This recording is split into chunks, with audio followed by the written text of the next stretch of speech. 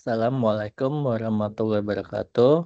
Selamat pagi, siang semuanya. Hari ini saya dari kelompok 7 kelas DQDA Karakter Building Kewarganegaraan akan mempresentasikan hasil project based learning karakter building kewarganegaraan dengan judul Dampak Sistem Kerja terhadap Keseimbangan Kerja dan Kehidupan Pribadi Karyawan sejalan dengan program Sustainable Development Goals atau SDGs, khususnya SDG nomor 8 tentang Decent Work and Economic Growth. Dan latar belakangnya adanya perubahan sistem kerja pasca COVID-19 dari tradisional ke hybrid dan remote.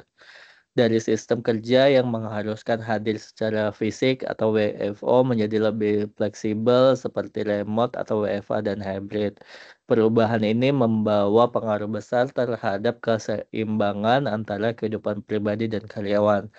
Dalam konteks Sustainable Development Goals atau SDG, khususnya nomor 8 tentang Decent Work and Economic Growth, kami menyoroti bagaimana menciptakan lingkungan kerja yang produktif sekaligus memperhatikan kesejahteraan karyawan menjadi tantangan tersendiri.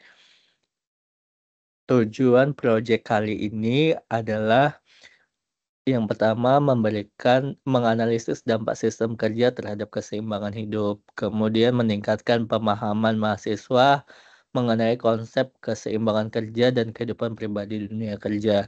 Selanjutnya, memberikan rekomendasi bagi perusahaan untuk menciptakan sistem kerja yang mendukung keseimbangan kerja dan kehidupan kerja secara berkelanjutan.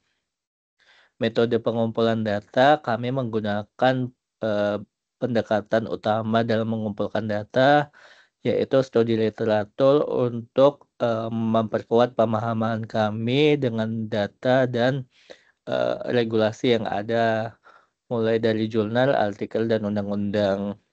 Kemudian wawancara langsung dan observasi langsung karyawan perusahaan. Selanjutnya, temuan utama dari hasil pengumpulan data, kami menemukan bahwa karyawan yang berada di sistem kerja tidak fleksibel cenderung mengalami stres yang lebih tinggi.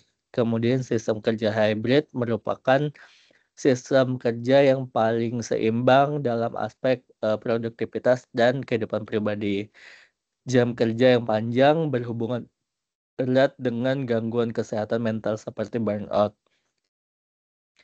Solusi dan rekomendasi yang dapat kami berikan yaitu jam kerja fleksibel berbasis target bukan jam duduk di kantor. Kemudian adanya peninjauan beban kerja dan jam kerja. Selanjutnya program well-being seperti konseling, olahraga, dan cuti istirahat mental.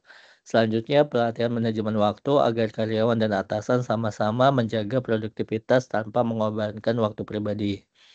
Refleksi pribadi terkait dengan keseimbangan kerja dan kehidupan pribadi. Dalam dunia kerja saat ini, banyak karyawan yang berjuang untuk mencapai keseimbangan antara tuntutan pekerjaan dengan kehidupan pribadi.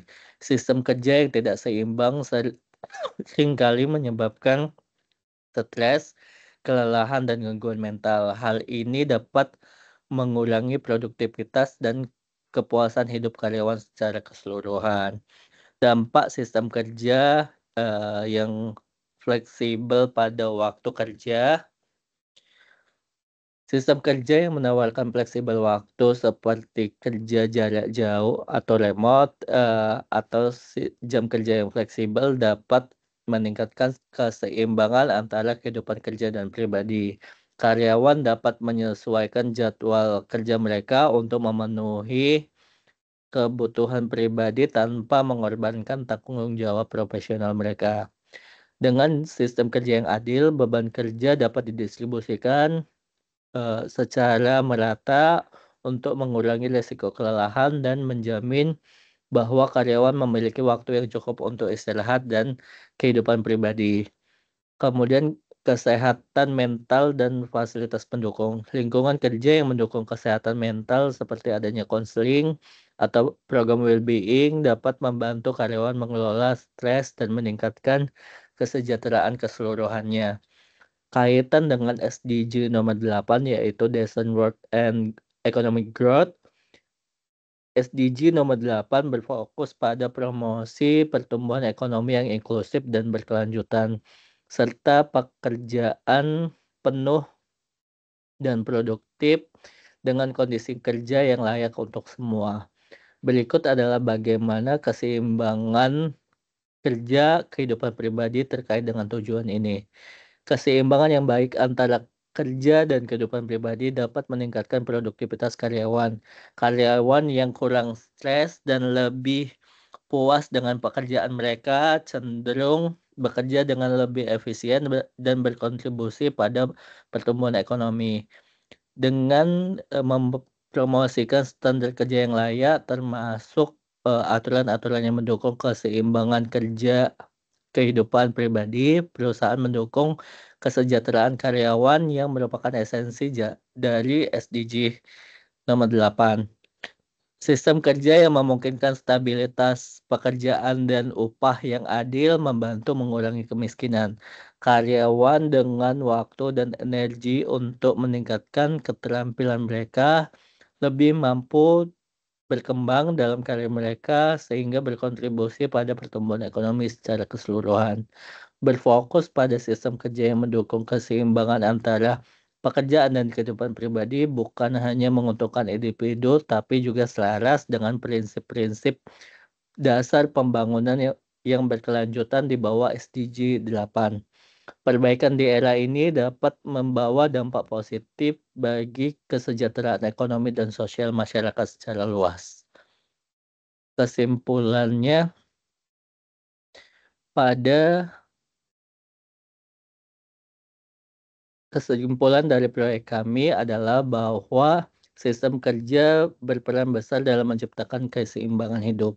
Jika sistem kerja dikelola dengan adil, maka karyawan bisa lebih sehat, produktif, dan bahagia.